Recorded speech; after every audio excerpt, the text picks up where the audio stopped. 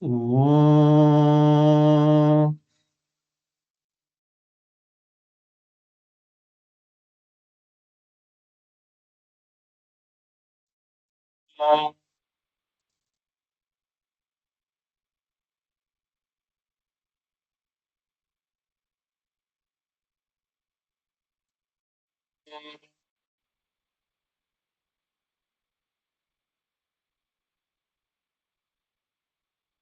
Om Sahana Vavatu Sahanau Bhunaktu Sahaviryam Karavavahai Tejasvinavaditamastu ma vidvishavahai. Om Shanti Shanti Shanti.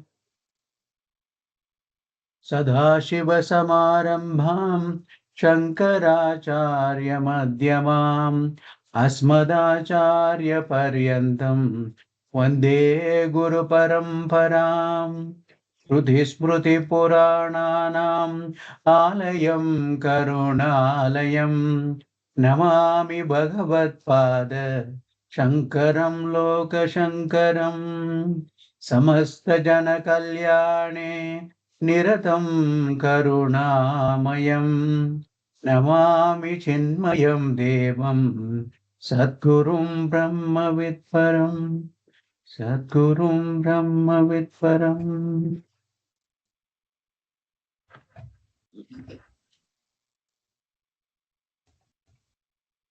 Welcome and special welcome to all those who joined in the past week. For those who are joined in the past week newly, we have been going through various topics on Saturday morning for past several years, different topics.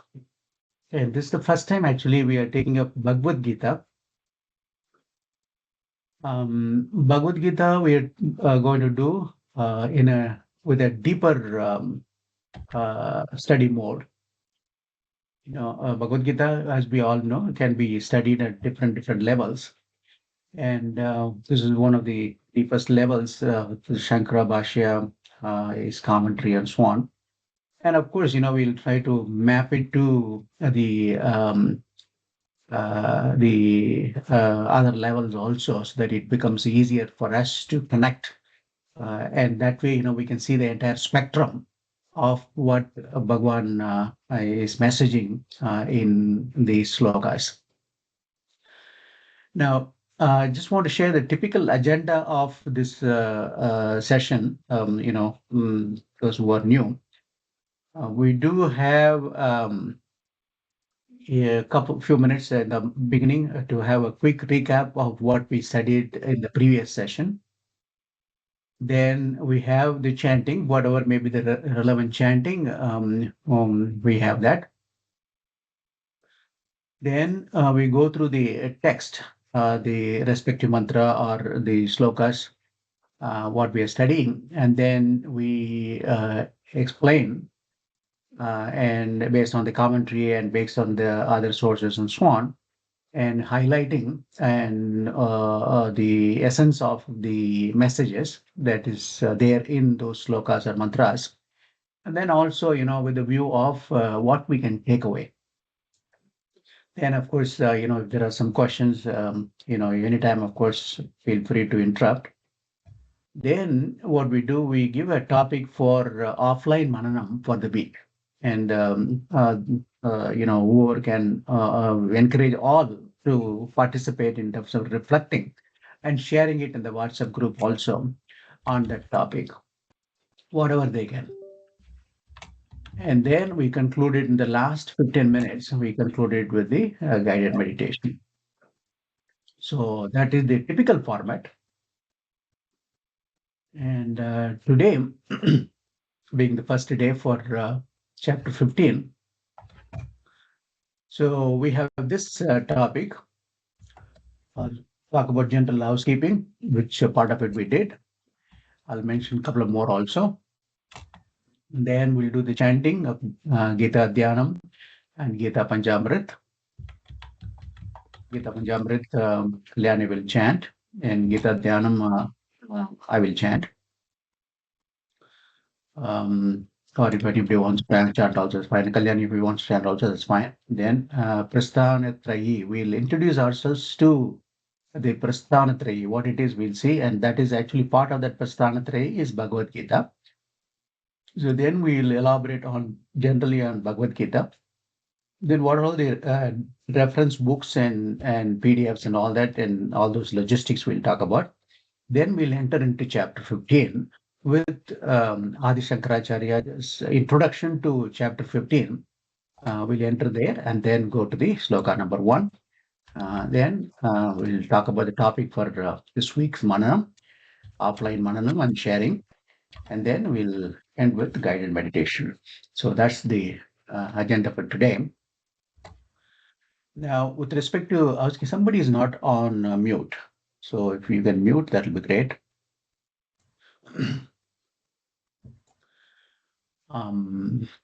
So the housekeeping, this is one of the things. So unless you have something to talk, please, keep yourself muted and preferably have the videos on.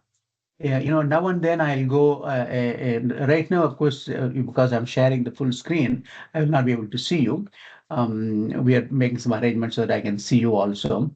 But now and then when I stop sharing, then who are all there, I'd like to, of course, see the face also. And I think like having in person, especially on these advanced topics.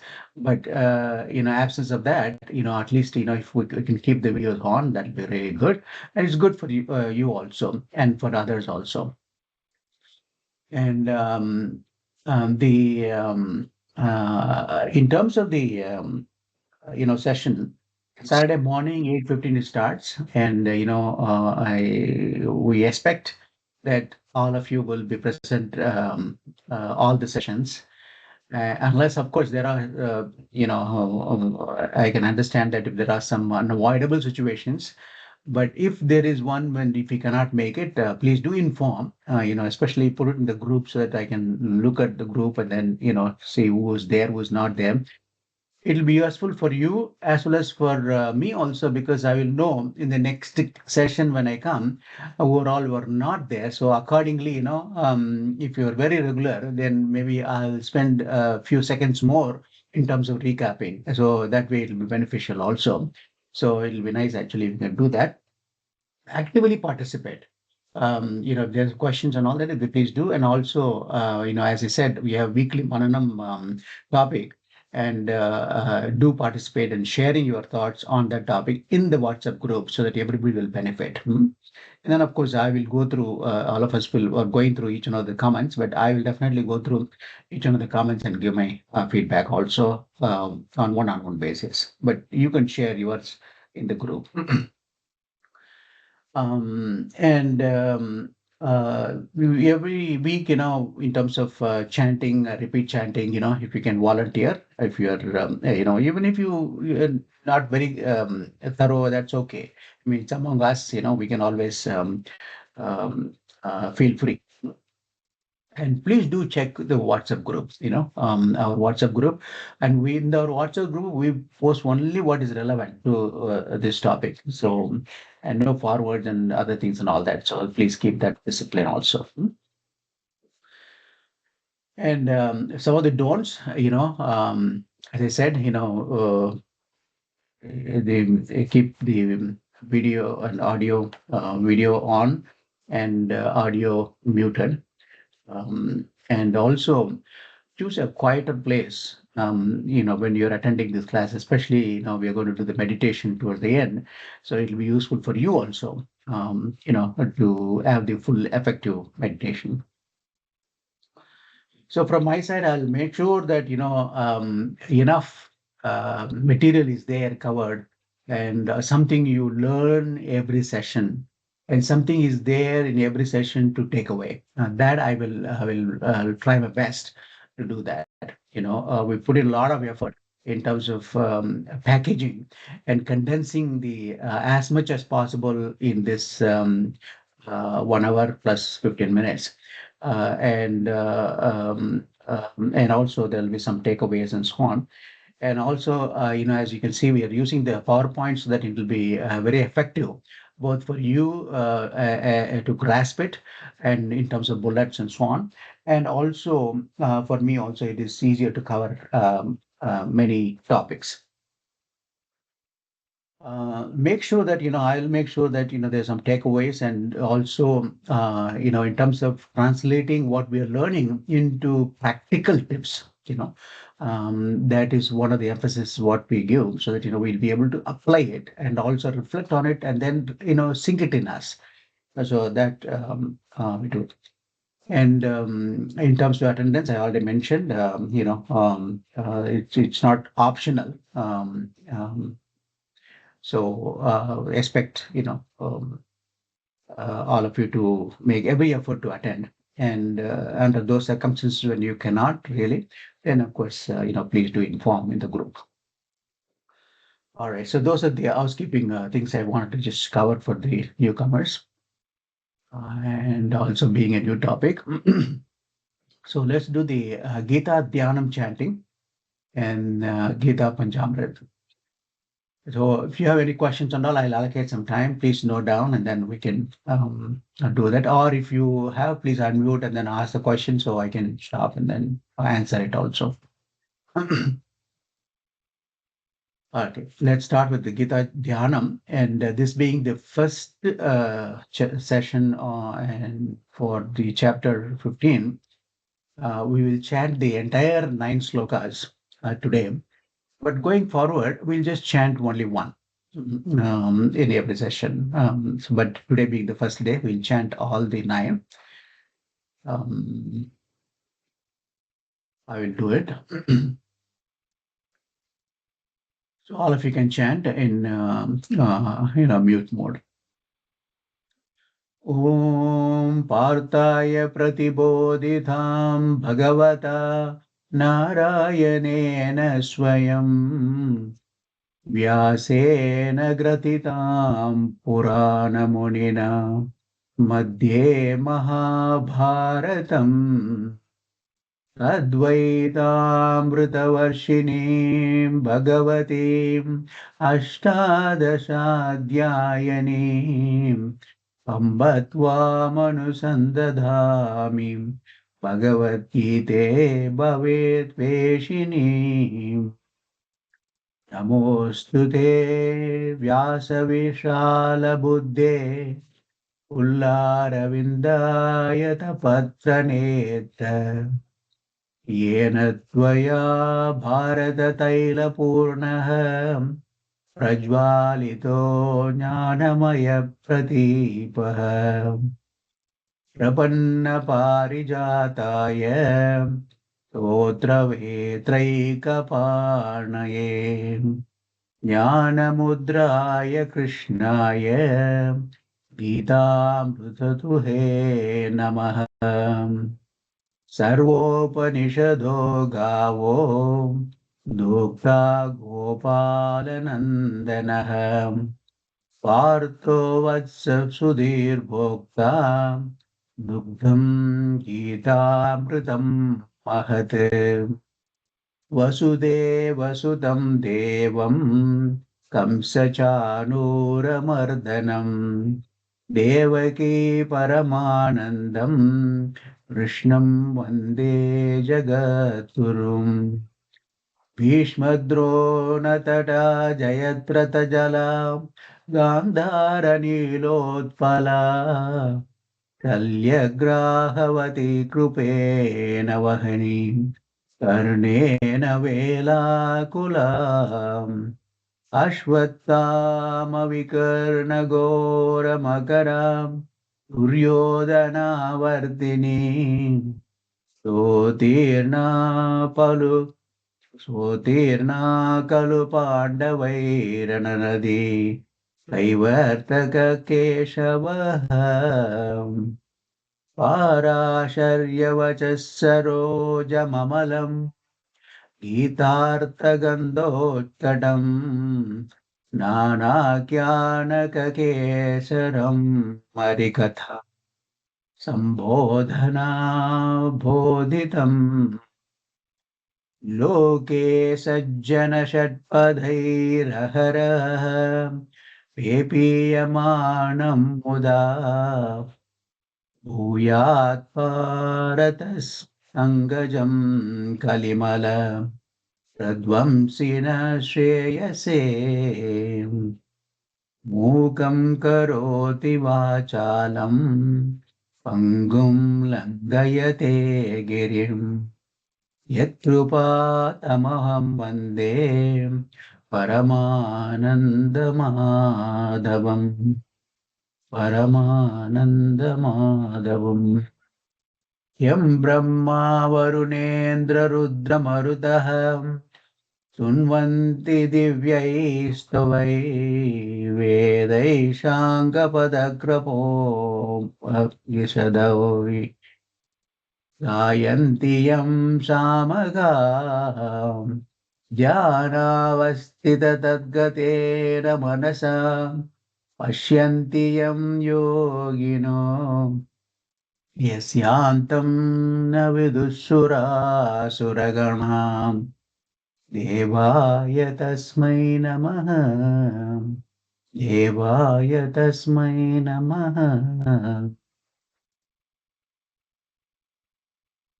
Beautiful set of slokas and the meaning also. And those who are new to this, please offline, we can share. Either me or Uttam can share this PDF and also with the meaning and also the chanting. Also, Sushma ji has chanted, and we can share that so you can practice that.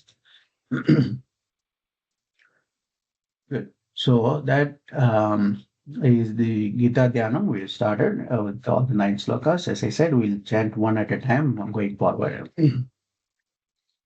Now, Gita Panjamrit, as most of you know, we've chanting this, and Guruji has selected these 5 slokas from all the chapters to convey the essence of Bhagavad Gita, which is the essence of Vedas. So these 5 slokas, first 3 slokas are what we can do, and the next 2 slokas, 9.22 and 18.66, what Bhagavan will do for us. So this is the essence of Bhagavad Gita. So let us chant that, and Kalyani will do that. Go ahead, Kalyani. उद्धरेदात्मनात्मानं नात्मानमवसादयेत् आत्मैव ह्यात्मनो बन्धुः आत्मैव रिपुरात्मना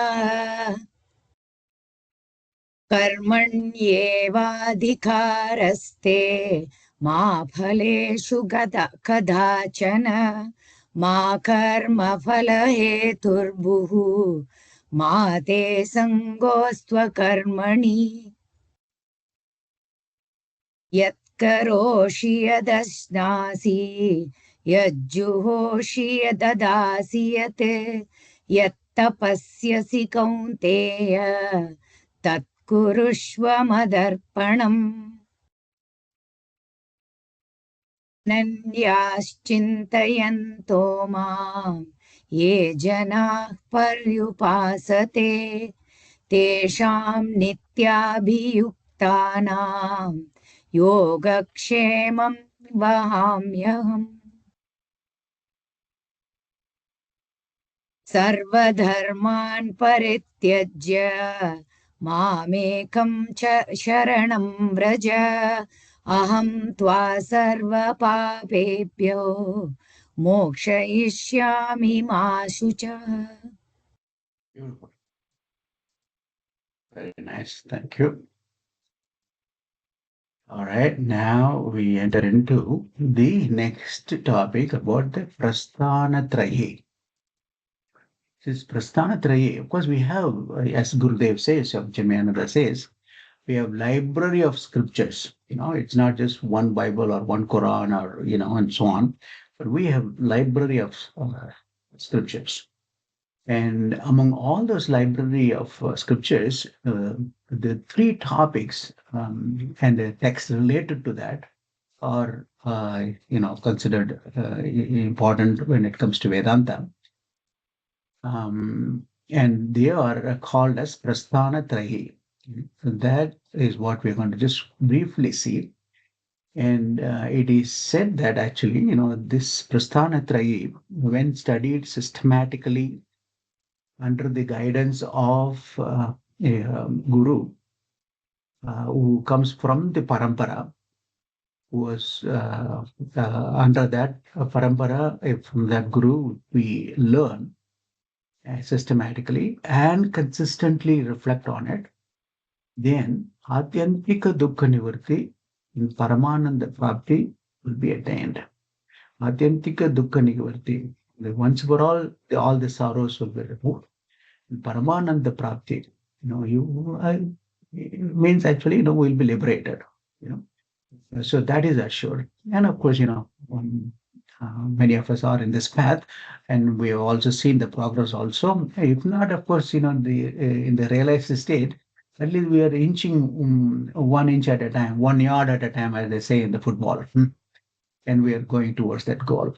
So that is being reflected in terms of our day-to-day activities, and we are benefiting. So it is happening, and it is assured by our Shastra that it will happen. And this the human birth is a very rare birth. So we have to make use of it to get to the goal as quickly as possible and as much as possible. This Prasthanatrayi, which assures this Atyantika Dukkha Nivarti and Paramananda Prapti, come under the three categories. Upanishads, um, there are so many Upanishads are there, out of which 108 Upanishads are supposed to be the very popular one. And among that also, there are 10 Upanishads for which actually Adi Shankaracharya Ji has given commentary. One of that Upanishad we just finished is Kena Upanishad. Like that, there are 9 other Upanishads. And of course, 108 Upanishads also, most often referred. So that's one category. Then comes Bhagavad Gita, which is actually Smriti. Now, the Upanishads is actually Shruti. They are actually revelations, and Smriti is actually something which we heard. This, as we know, Bhagwan actually teaches Arjuna, which we're going to see a little more detail, the introduction of that. Then the third one is called Brahma Sutrani, which is actually Maya Prasthana, that is all the Brahma Sutras, 555 Brahma Sutras, are commentary there, and which is written by Vyasa. Then commentary is there by Adi Shankaracharya Ji for all the 555 slokas. And you'll be amazed, actually, even the first 4 sutras, we have 2 big volumes like that, for just the commentary of the first 4 slokas, mantras, sutras. And imagine about 555 sutras. So like that, it's very elaborately, our literature is there. Now, our focus, of course, for the few sessions, upcoming sessions in Bhagavad Gita, and especially on the chapter 15. Now, before we enter into chapter 15, so we'll just see the glory of Bhagavad Gita. Most of us know, but I've just put it in capsule form so that it'll be readily available to us, in our fingertips. If we have to give an elevator pitch to somebody about Bhagavad Gita, this couple of slides will be useful. Think of this, in 4 bullets. Who is the author? Bhagwan himself. Who else can be the best author, right? Bhagwan himself is the author. And who is the composer? Sage Vyasa, who is none other than avatar of Vishnu only. Right? Vyasaya Vishnu Rupaya, Vyasa Rupaya Vishnu. So Vyasa is none other than Vishnu. Vishnu is none other than Vyasa. So he is the composer, another avatar of Bhagwan himself. And what about the content? Content is the essence of the original Veda. Sarvopanishado Gavo. It is actually essence of the entire Vedas as actually is milk and then given in the 701 slokas as a essence. Vedas are so big, as you can see, as you can imagine, the Karma Kanta, Upasana Kanta, and of course Jnana Kanta, like that is huge. And also studying the so many mantras and connecting it and understanding and all is it takes years. And even to study about one Veda and what about the other Vedas, and there are Upavedas and so on. Now, Bhagwan has, very nicely condensed the essence and took it out and then put it in this 701 slokas and given it to us in a platter. This is the essence of the original Veda. And that's why we can call it Bhagavad Gita, the essence of the Vedas. And of course, this Gita Panchamrit is the essence of Bhagavad Gita instead of all the 701 slokas, 5 slokas Guruji has given. So we can say essence of the Upanishads. So that's the content. So the author we can remember, composer we can remember, then content we can remember. Then what's the benefit? Of course, we can list a lot of benefits now, but I just listed some to just for our elevator pitch. It is sacred because it has come from Bhagwan, and it is whenever we chant something or when we have every house should have a copy of the book, Bhagavad Gita book, because it will sanctify the entire house and by the mere presence of the book itself, the house will be sanctified. And whether we open it or not, that's of course to open it and study and all, a lot more benefit is there. But at least it's because it is sacred, it's come from Bhagwan. And moksha is the ultimate goal that is taught, in this text. So the goal is very clear. And of course, because it is start from a Grahastha, Lord Krishna, to another Grahastha, Arjuna, in the amidst of the challenging environment, we can easily relate to the challenging atmosphere, what we all go through, and then learn and apply. So that way, if not, moksha is our goal. Of course, moksha is our goal, is very good. But at least, these day-to-day application, if we can, then we are making major steps in terms of progressing towards that ultimate goal. Then, while the qualified student who are actually, has jignasu, who wants to, who have the mokshutvam, the moksha will be the benefit. But what about the non-qualified, the beginners, right? Beginners who want to study. For them, actually, by studying Bhagavad Gita, it actually gives the qualification. There are so many slokas actually, how we can develop that qualities also. So we can automatically become qualified, once we start studying. So, and that is another benefit. And of course, for all those who are not jignasu, artharthi bhaktas, the two categories, the first two categories, what Bhagwan says. That is, I want something for myself, and the most I want something for my family or my, or my organization or whatever. Artharthi bhaktas. They're also okay. I mean, even if, that's the aim, then worldly benefits will be assured. Yoga Kshemam will be protected and given. So that way, Bhagavan assures for entire humanity. It is not for Hindus alone. For the entire humanity, the benefit is there and it is sacred. So that, these four bullets actually we can remember as the glory of Bhagavad Gita: author, composer, content, and the benefit.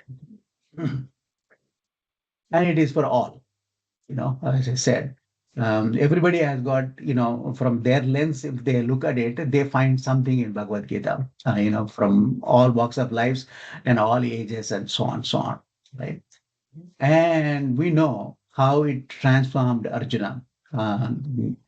Before Gita, how deluded he was, the raga, dvesha, and moha, and shoka, moha, helplessness, confusion, all these things he was going through. And then once he surrendered and heard Bhagavad Gita, then of course he got transformed and he's ready for action. Gita Padho, Aaj Badho. So that kind of transformation we can also expect. Our Gurudev, Swami Chinmayananda, gives the prescription. If you are actually, need some treatment, and here is the prescription. Read 2 stanzas of Bhagavad Gita 3 times a day for 3 months. If symptoms persist, repeat. Because, the 2 stanzas 3 times a day for 3 months, it is about 550 slokas. So, by that time, of course, the symptoms should be cured, so-called the mental symptoms. But remaining slokas also we can repeat. So very nice prescription. So I thought I'll share that. So that's the glory of Bhagavad Gita. Now, what does Bhagavad Gita at a very high level? It has got three um, uh, shatkam, three sections. First 6 chapters is one shatkam called Prathama Shaktam. And then second one is Madhyama Shatkam, 7 to 12. And the last one is 13 to 18 is the last shatkam. And it is said actually that the first 6 is all about the jiva, that is you and me. It talks about that. And then the second shatkam is about Bhagwan. And third shatkam, the 13th chapter to 18th chapter, is about the aikyam, the jiva, jivatma, paramatma aikyam. So that is talked about in the last section. And we all know in the first section, actually, various chapters, how chapter 1 talks about how deluded Arjuna was, and knowledge is given, summary is given in second chapter, and third chapter talks about karma yoga, and so on, so on. And in summary, in the first 6 chapters talks about Jiva Surupa, the nature of you and me, and the Jivas. We are all Jivas, nature of. Then Prayatna, then we have to put our self-effort. So there's a free will and we have to put some self-effort. That also it talks about. And Karma Yoga.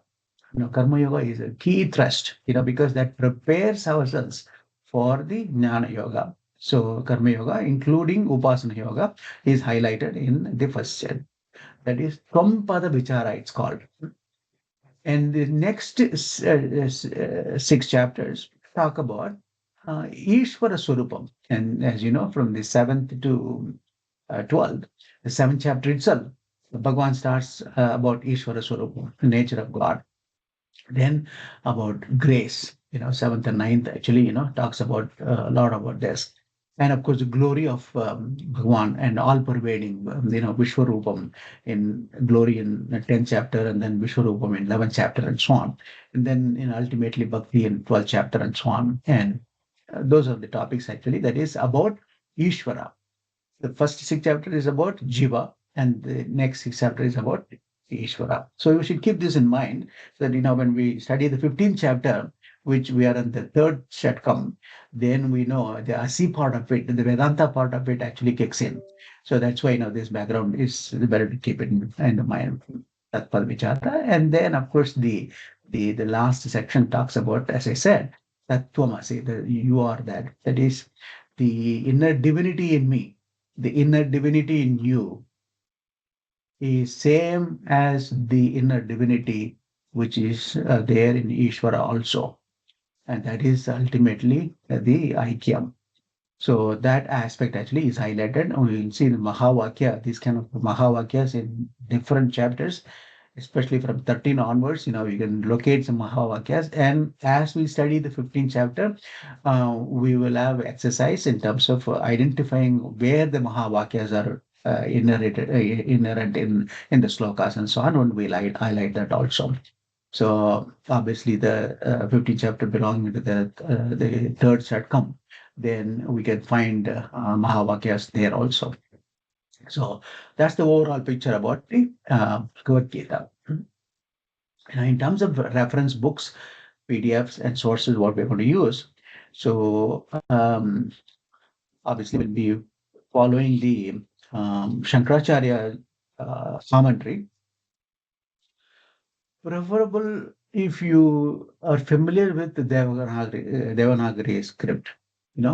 if you're preferable. But otherwise, anyway, we'll be sharing the PDF and all in every session, what we are going to cover. I'll be sharing the PDF like what I did. The English transliteration also is there for those who want to use. So as we read the commentary, and of course, I'll be explaining, we'll read the commentary and somebody will repeat. We'll see how that goes. If the repeating takes more time, and depending upon what you all feel, then we don't have to repeat the Bhashyam. But anyway, a couple of classes we'll continue like what we did for the previous Kena Upanishad and so on. So that is, the commentary, our Adi Shankaracharya ji, for all the 15 chapters. We have, this is the book actually, that Gita Press. It is there in the PDF form. We will share it at the appropriate time. But in a subset of this 15 chapter, whatever we are going to do every session, as I said, I will be sharing that, like I did yesterday, in the group. So that's what actually we'll be referring for that day. So that will be easier for you to. But if you want the overall PDF also, we have it. I can share that with you. And this book by our Gurudev on chapter 15 is very nice. There are a couple of unique in this book. One is, of course, he's taking the essence of Adi Shankaracharya's Bhashya. So whatever we are studying, actually, in Gurudev's language, we can see that being elaborated, and with Gurudev's own examples and his own English, you know how good he is in verbalizing, in writing the language, exploiting the language. So, and that's why, this book actually, which A, based on Shankara Bhashya, and B, Gurudev's flavor is added. So because of that, it's a couple of dollars. So those who have it will be really nice. I'll be also reading now and then some of the highlights from this book. That way, it's in line with what Shankaracharya ji says. So, and apart from that, of course, I have Sandipani notes, both my batch, 16th batch, and the next batch, 17th batch, where our Acharya ji, Podatmananda ji taught us using Shankara Bhashyam. By the way, the entire Bhagavad Gita in Sandipani, in our batch, you can imagine how many hours actually we would have spent on this. In this entire 18 chapters. If you can make a guess, have a number, it is 260 hours we spent on this, 260 hours in studying the Bhashyam and also understanding and so on for all the 18 chapters. So that's the kind of depth, our Acharya goes into that.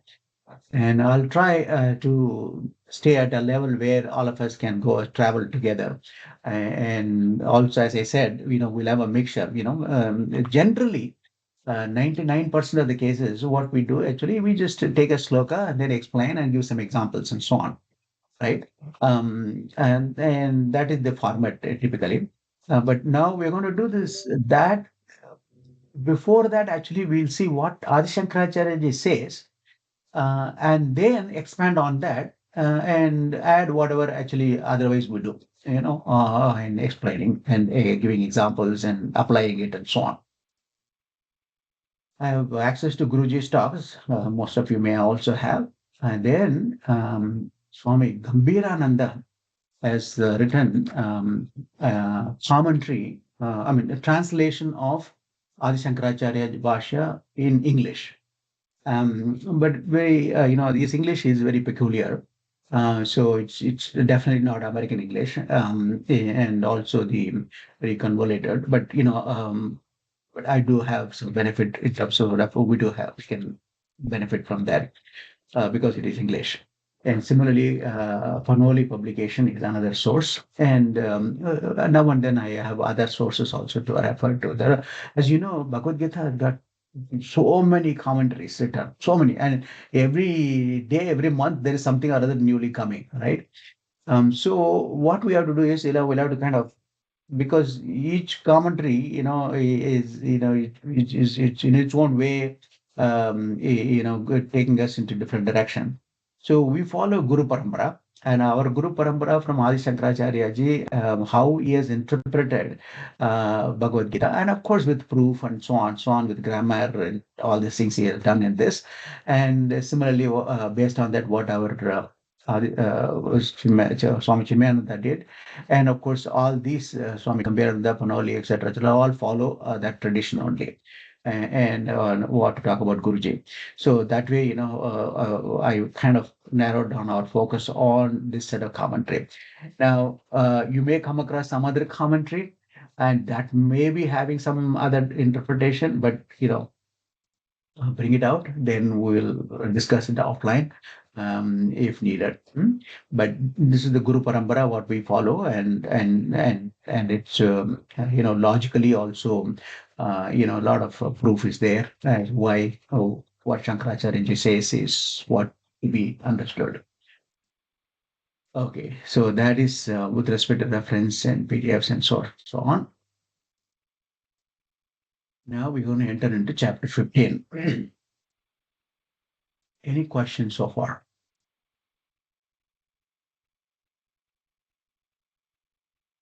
If you can unmute and Shivaji, I ask. have a question. Yeah, This is Shyam. yeah, Hariom. go ahead, Sham. I hear you. You in the Bhagavad Gita slide you had composer as Vedavyasa. I always wondered how poetic and how precise the shlokas are in the Gita, and how Krishna was able to do that in the in the battlefield, right? Like, Mhm. can you help understand, like, what is the role of Vedavyasa, like, as a composer? Did Mhm. he maybe take Mhm. Krishna's words and put them in the poetic form, or what is Vedavyasa's role? Mhm. Mhm. Yeah. See, there are so many things actually, which we can analyze and then, dive deeper into this. There's so many questions will come like, oh, in between the battlefield, for teaching this 2.5 hours lengthy 701 slokas. How did they find time? What were the others doing at that time? All these questions will come. No, I should have preempted that. But anyway, good question because these are all very natural questions. But I think what we should do is we should look at the essence of the teaching and then take it from there. And then, instead of analyzing this, there can be so many explanations that if, Bhagwan being Bhagwan, then he would have frozen, and the time also he would have frozen, and then, like that and all, we can always come because it's Bhagwan. What is that Bhagwan cannot do, right? Right. Those questions and all that way, we can answer, but our focus should be on the teaching. That's number one. Then the other thing is, how beautifully our Vyasa Bhagwan has composed this, even though it is actually Smriti from Bhagwan, but, he composed it. And as you know, he not only composed this one, this is Right. part of Mahabharata, which is, in this sixth parva of Mahabharata of 18 parvas. And 18 parvas actually 100,000 slokas. That is Mahabharata. Then what to talk about the composing or compiling the Vedas, four Vedas, right? And that till Vyasa Bhagwan, that is still we're talking about 5,000, 6,000 years ago. Till then, from the Yuga beginning onwards, it has been actually, these Vedas are being verbally from generation to generation was coming. And Vyasa Bhagavan actually one who compiled it, and then so this is about four Vedas and Mahabharata, 100,000 slokas. And then, of course, what to talk about Puranas, 18 Puranas, and also Upavedas, like that, so much of thing is. That's why is considered as avatar. Only an avatar can do that. Vyasaya Vishnu Rupaya, Vyasa Rupaya Vishnave. So only avatar can do. And that's why we call Shankaracharya also, we recognize him as an avatar because, how much of work he has done, in the 32 years of life. Right? So those are all the things actually we'll have to look at from that angle and then understand that. Good point. Thank you. Okay, good. Welcome. Okay. Any other question? Let's go back. Share, include, and then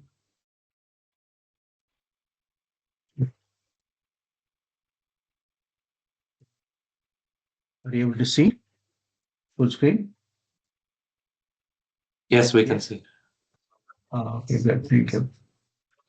Once I go to full screen, then I cannot see you all. All right, good. Now let's talk about importance of the chapter 15. There are 18 chapters. Of course, every chapter is important. It's unique by itself, but there is something unique about chapter 15, and that is these. Just to highlight these 6 bullets I've gathered. It is chapter 15 is the shortest, one of the shortest, the 20 slokas only.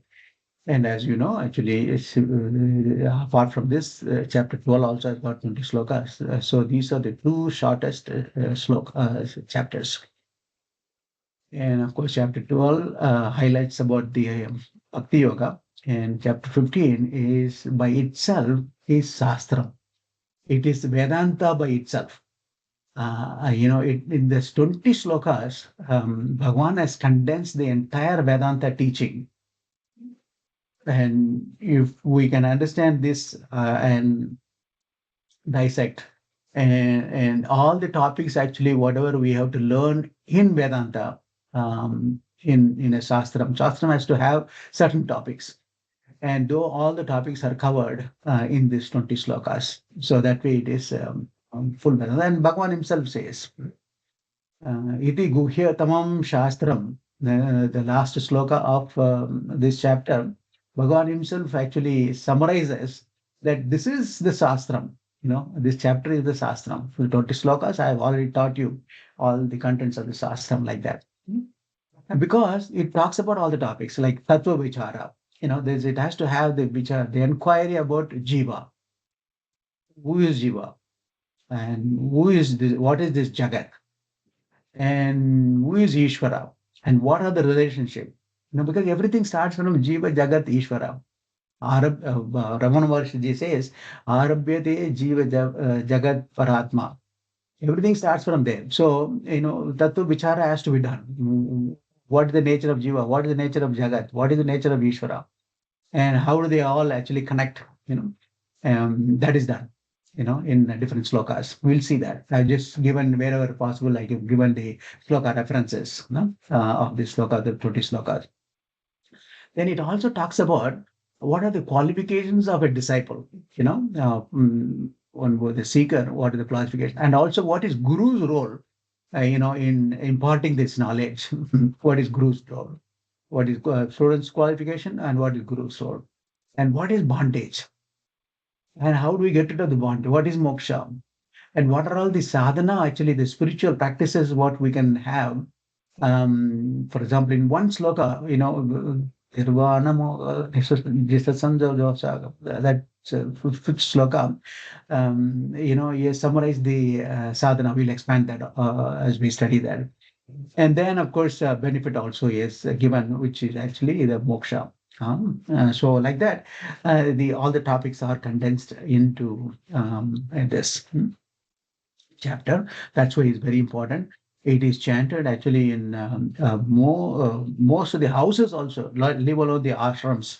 Ashrams, every meal, before every meal, we chant this. Then only we get the meal. And it's so much actually, in the ashram and all, those 2 years. When every meal we are used to chanting, right? Then in the class also, when we are learning, when we just chanting this, we feel hungry. because the body system is tuned to that. So that to that extent, of course, in other families, some of the families also we chant this. Of course, in every time, every meal, we have to chant at least that 4.24 Brahmarpanam Brahma Havi Brahmatna Brahmana. At least that we should chant. But the chanting, of course, for 15th chapter also is in the practice for some of the houses and so on. So that way, it's very, very popular, very popular. And that's why actually, we have chosen for our Samasti Gita also. Our Guru Parampara has suggested to chant this. And also we are all learning it in all of our sessions and so on. And teaching the student also. Very important. Now, the way the chapter 15 is structured, I've just given this, and again, we'll go through this as we study, but it's, this is better to keep this structure in mind. What is the somehow samsara is described. There is a samsara tree. Bhagwan actually gives the example of a samsara tree. And also how to transmigrate from samsara, how to go beyond samsara. So those things are all described. And how do we seek Paramatma? Then what are the qualities of a disciple? What is the goal for the disciple? And what will be the ultimate result? And what is the nature of jiva? What is the nature of Jagat, what is the nature of Ishvara, and then, of course, Uttama Purusham, the ultimate Brahman, and of course, the glory of Brahman. All these topics are highlighted in those slokas. So we'll see that actually as we study, and we'll refer to the structure also. But it's better to keep this mind and structure in mind so that it will be easy to follow. So with that, let's enter into introductory bhashyam. That is before the actual bhashyam for the slokas and all start. Our Adi Shankaracharya Ji has written a few sentences, 3 sentences he has written to connect to the 14th chapter, because, this is the 15th chapter, so he has to connect it to the 14th chapter. In the 14th chapter, if you or those who can remember, it talks about the key point. Of course, it talks about so many things, but it talks about the 3 gunas, sattva, rajas, tamas gunas, and that is actually, how all of us as jivas, we have that. And depending upon the individual, the dominance will vary. Somebody will have more of sattva guna, somebody else will have more of rajas, tamas, etc., etc. Now, toward the end of the 14th chapter, there is the 26th sloka where Bhagavan says, who has the Nishkama Bhakti on him, right? That is, who has become the Jignasu. That is, whose goal is actually moksha as the goal, that mumukshutvam one has got. Then he will, of course, worship Bhagwan with that kind of a devotion, Nishkama Bhakti, and with that goal in mind. And that person will attain guna. He will be gunatita. That is, he will transform himself beyond the 3 gunas. Right, that in the 26th sloka actually he highlights. So our Adi Shankaracharya Ji picks up from that and highlights, before going to the first sloka of this chapter, he says, Bhagwan has said that in the 14th chapter, then who will be the gunatita? That is, who will be that person who can actually transition beyond, transcend beyond the gunas, 3 gunas. He or she must be the Jnani, right? So, but how do we get there, right? That actually, with that connection, the 3 sentences he starts before the start of the first sloka. And those are the 3 sentences what we're going to see. First sentence is who gets the liberation. In continuation of that 14th chapter, who gets the liberation. So Bhagavan actually highlights in this that if somebody does karma, that is all the actions, they will get the karma pala, right? Some people are not in the jnana yoga path. Some people are actually still in the karma yoga path only, right? Or karma. So those who do karmas, they will get the karma pala.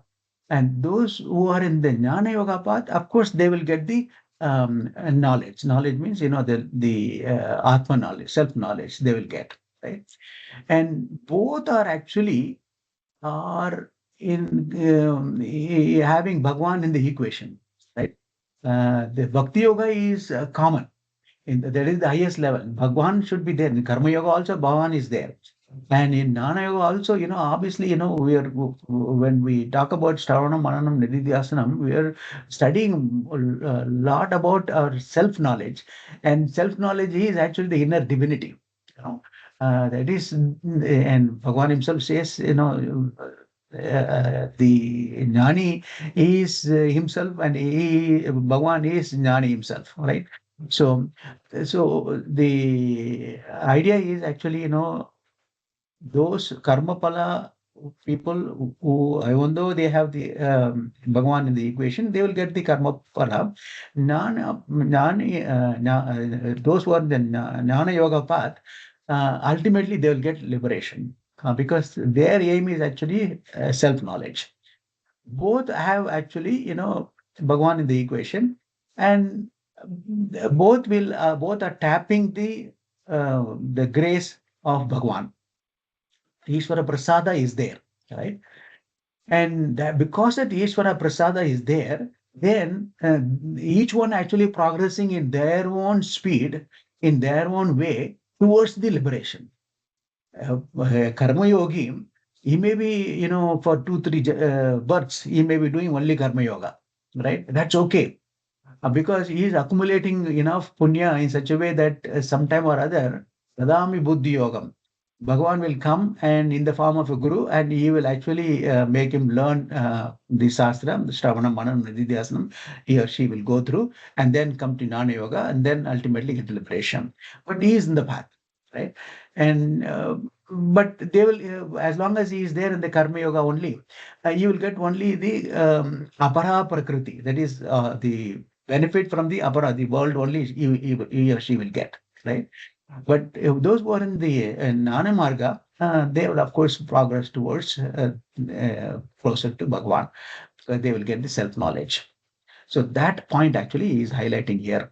That is, who gets liberation, both actually get the grace from Bhagwan, but the gradual progress will be depending on how they tap the grace of Bhagwan. The last sentence takeaway: Bhakti leads to tapping the grace, grace leads to knowledge, knowledge leads to liberation. So that is what actually the first sentence actually Adi Shankaracharya highlights. And again, those who can refer to the English transliteration, please do. Otherwise, we'll just chant and Kalyani will repeat. Yasmat Yasmat Madidinam Madadinam Karmanam Karma Palam Karminam Karma Phalam Jnaninam Cha Jnana Palam Jnaninam Cha Jnana Phalam Ataha Ataha Bhakti Yogena Mam Me Sevante Bhakti Yogena Mam Ye Sevante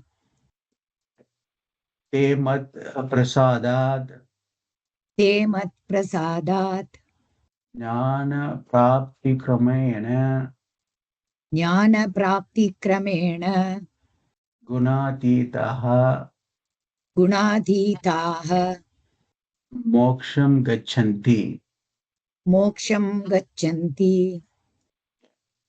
So, Yasmat, since Madadinam Karmanam Karma Palam. So, who does the karma, they will get the karma palam. Jnaninam cha jnana palam. They will get the jnana palam. What is karma palam? Karma palam is something what we have get from this world. And Jnani gets the Jnanapalam, the self-knowledge he or she will get. So that is why what the Adi Shankaracharya ji connects it, saying that since the results of actions depend on both actually Karmapalam as well as Jnanapalam depends on Bhagwan only and his grace only, right? Those who worship me through Bhakti Yoga, they both have the Bhagwan in the equation. So they tap the grace of Bhagwan. So they gradually gain the knowledge, Jnana Prapti Kramena Gunatitaha. So they gradually attain the knowledge. They gradually become gunatitaha. That is, they transcend beyond these three gunas gradually with Bhagwan's grace. And when they transition, moksham gachanti. They attain moksha.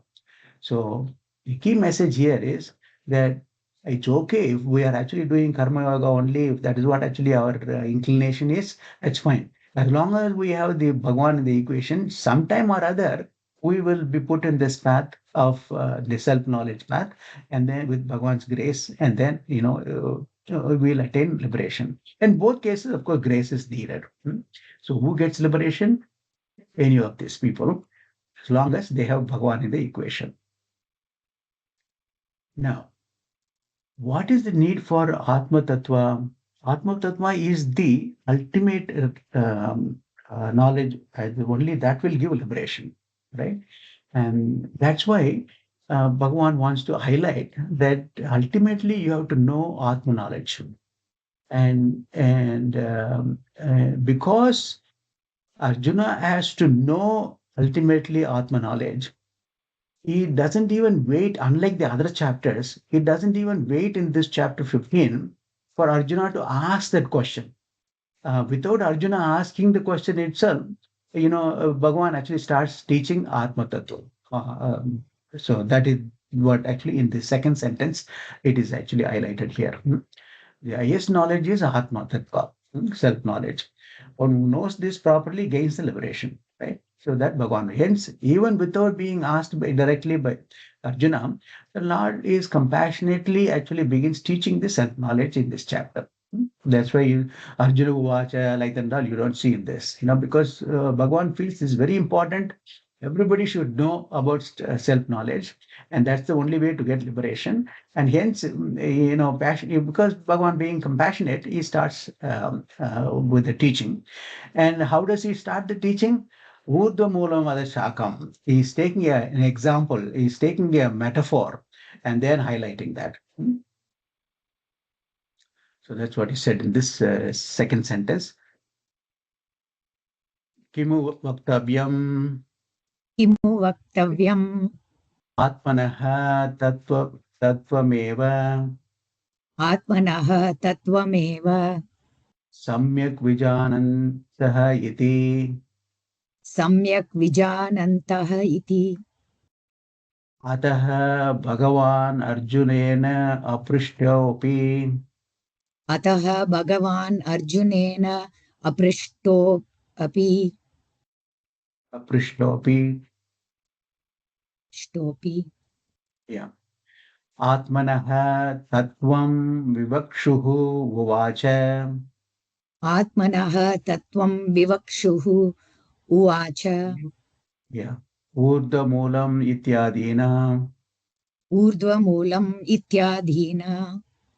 So the Lord actually, because it's so important for us to know self-knowledge, he starts without being waiting for Arjuna to ask the question. He himself starts. It goes without saying that those who fully know the reality of the self-knowledge itself attain liberation. Therefore, though not asked by Arjuna, Arjuna did not ask. Bhagavan ultimately started because he's so compassionate, he started with this Urdhva Moolam. That's the actually first sloka, as we all know, Urdhva Moolam. It starts with Urdhva Moolam. He gives that example, Urdhva Moolam, which is actually roots above. That tree is describing Samshara Vriksha tree, which we're going to see, with the intention of speaking about the self-knowledge. Then He also says, why is starting with the metaphor? The self-knowledge teaching, why is starting with the metaphor? So let's see this also. Tatra tavad तत्र तावत् vriksha kalpanaya वृक्षरूपककल्पनया vairagye hetoho वैराग्यहेतोः samsaraswarupam varnayati. संसारस्वरूपं वर्णयति. So samsara swarupam, the swarupam of our samsara, what we are all going through, that swarupam, is varnayati, he is actually going to describe first. Because, first we have to know the problem, right? So he is defining the problem, first. Then he is going to give the solution. The problem is defined in the form of that tree, a very peculiar tree, he is describing that because विरक्तस्य हि संसारात् विरक्तस्य हि संसारात् भगवत्तत्त्वज्ञानेन भगवत्तत्त्वज्ञाने ज्ञाने sorry correct अधिकारः yeah, so viraktasya hi samsarat bhagavat adhikara. Adhikari, to become adhikari, you have to have viraktasya, that vairagyam you should have. Vairagya from where? From samsara. That you should have. Only then you will become a adhikari, you will be a qualified person. So, it doesn't stop there. Na anyasya hiti. Without that, actually, we cannot really think of liberation. So that is why Bhagavan is taking that example. Now then, for the sake of arousing the dispassion, the Lord first describes the real nature of the samsara through the imaginary tree. This tree is nowhere, this tree exists, but he's going to describe a tree, in that form. So I think we'll have to skip the meditation today. Because I want to logically conclude this topic. We'll see how it goes. Because only the one who has dispassion towards samsara is qualified to know the nature of Bhagwan, not others. So, what is the qualification? Viraktasya hi samsarat. So, in order for us to qualify for knowing self-knowledge, we will have to see what is on the other side. Then only we'll be able to, we have to come out of from where we are and then see on the other side, Acharya Ji gave a very good example, he gave this, when we are watching the movie, let us say, and the movie is so interesting and there are so many scenes, very attractive, the buildings, the scenario, or the hero, heroine, all these things, or some horror movie or whatever, we get so much involved, and either we enjoy or we suffer as long as we are, into that movie mode, right? But if we have to attain peace, we don't have to go through all these ups and downs along with the hero and heroine and villain and all that. What we should do, we should come out of that movie in our thinking and then look at the screen, that white screen on which actually this movie is projected. If we have to shift our attention to that white screen, as long as our attention is there on the scenes, what is going on in the movie, then we'll be involved in that. And we'll also be happy. Sometimes we'll also be unhappy at some time. We'll also be fearful at some time. And, we'll also cry and we'll also smile, we'll laugh. And so all these things will go on. But if we want to come out of that ups and downs, if we want to come out of that samsara, then we need to have this passion towards that movie and then turn our attention towards the screen. And that's why he's saying, Viraktasya samsarat Bhagavat Tattva Jnanena. So, what is the white screen? In our case, it is self-knowledge. So, only that will qualify as adhikara. Na anyasam. As long as you are in the movie mode, then you will go through that samsara, ups and down. So that is what actually is highlighting. And that is highlighted using the starting with this example called Urdhva Moolam. That the metaphor is actually for that. Understanding the misery and impermanence of the samsara, that will first understanding will lead us to detachment. The shifting our attention from the movie to the screen, that will happen only when we understand, oh, I'm actually going along with this hero and heroine and villain and so on. And that understanding should be there, right? Then only, we can actually think of the confusion in us and the helplessness. And then, of course, what is the solution? Detachment. Detach from that movie and then attach ourselves to the screen. Eligible then qualifies for the self-knowledge. So that is why this metaphor is used. This metaphor is used because we want ourselves to know that actually what we are wrongly attaching to things. We know that actually some example is needed, right? And that example is metaphor is this tree. We'll just chant this, and then I will also, as I said, I think we'll skip meditation for today because there's a couple of more points as continuity. I want to just logically conclude. Then that will be on time. So let's chant this. We can all chant together. Chapter 15, I'm sure all of you will be familiar or more, or should be familiar. So let us all chant together the slokas. Sri Bhagavan Uvacha. Somebody can be mute, please. Sri Bhagavan Uvacha. Urdhva Ashvatham Prahuravyayam. Chandamsi yasya parnani. Yastam Veda Sabhedavid. So the first couple of slokas is talking about this samsara vriksha. We'll see the meaning also later. I have read the meaning, but see the last description. Bhagavan Vacha, the Lord said, what did he say? They, that is, he referring to the wise people. Why is he referring to the wise people and all? We'll see that also. Where is he actually referring? Who is actually these wise people? We'll see that. They, the wise people, speak of the eternal people tree, which is actually representing samsara, but it's a very peculiar tree. The root is above and branches are below.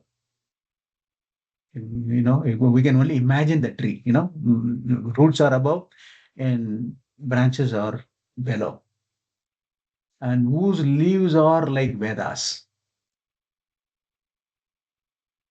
If you understand this as samsara, then you are the knower of Vedas. Very, very condensed form, needs a lot of explanation, but we'll see that.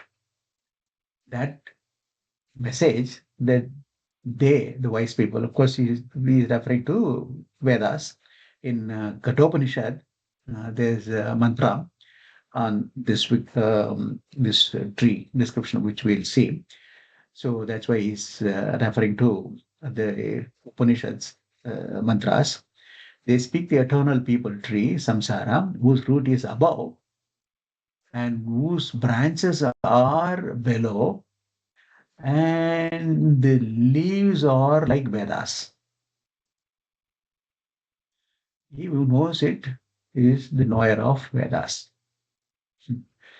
So we are going to understand this tree, like the one on the right side. How we'll see that. That is the important part of starting of what this sloka. As I said, this 20 slokas only, but very, very powerful slokas. And lot of Vedanta is teaching is actually packed in each one of these slokas. And, that's why it is so important and so popular also. But we have to understand correctly. And we'll, of course, Adi Shankaracharya ji is there to help us to understand. All right. Now, since we have almost a time, let me just, I have a clip also by our Gurudev on this particular aspect. A very, very nice clip, which we'll see tomorrow in next session. In order to make you understand the cause of an effect. Okay, it's very interesting, but we'll see that later. Um, I'll take one more minute and then I'll conclude. The topic for Mananam is the one which I want to just share so that all of you can just reflect on it. The example what Bhagwan gives here for samsara is the tree, that people tree, with the roots above and branches below, right? That is the example which is actually given in the Kathopanishad also, right? And that's what Bhagavan is using it here. Now, there are several other such examples are given in the Shastra itself. A sample list I'm going to give you. Sample list of metaphors which are found in our scriptures. Like this vriksha tree, samsara vriksha is given here in this sloka. And like that in other Upanishads and Shastra, it is given, various things are given. How samsara can be mapped. Supposing you are stuck in a forest which is thick forest and everywhere, you don't know which direction you have to go, where you will go, and so on. That is equivalent to being in samsara. Or you are stuck in a desert. And again, all the things that is associated with that challenge in being stuck in a desert, that is equivalent to samsara. And deep in the ocean, you are stuck. All the waves are, throwing here, there, and that is equivalent to samsara. Or, you are in a deep well and nobody is around to lift you up. You are in samsara, etc., etc. So, what we want to reflect is, because we want to understand, in the next couple of sessions, we'll be studying this samsara tree and understand it, right? Because once we understand, then only we know the need for our solution will arise, which Bhagavan is going to tell us, right? So, because we have to understand the samsara well, and we are all going through, so we'll have to shift our attention from the movie to the widescreen, right? That mananam we have to do, right? That's what I would like all of us to do this week. So take any one of these example and then reflect on it. Anyone, you are in the deep forest. Assume that you simulate yourself. You are in the deep forest. How will you come out? What kind of challenges it will come? When tiger is there and this side, elephant, whatever. You assume that you are in that deep forest and simulate yourself. Use that metaphor. Simulate yourself and see what are all the challenges you are facing and how do you come out of it. That like that you can reflect, because if you do this, then it'll be very helpful. Actually, easily we can understand what Bhagwan is trying to say using that metaphor of samsara tree. That's why. Otherwise, it's very difficult to. So please do reflect, and if you can share it, that will be great. And but you take any one or more of these examples and then do that. All right. Meditation, as I said, we are not going to do today. So thank you again. So let us conclude. Taken about a couple of more minutes.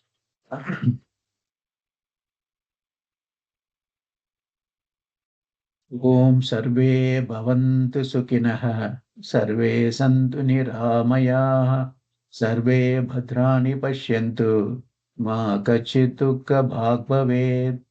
May all be happy. May all be healthy. May all see auspiciousness. May none suffer. Om Purnamada Purnamidam Purnat Purnamudachyate Purnasya Purnamadaya Purnameva Vashishyate. Om Shanti Shanti Shanti. Hari Om Sri Gurubhyo Namaha. Hari Om.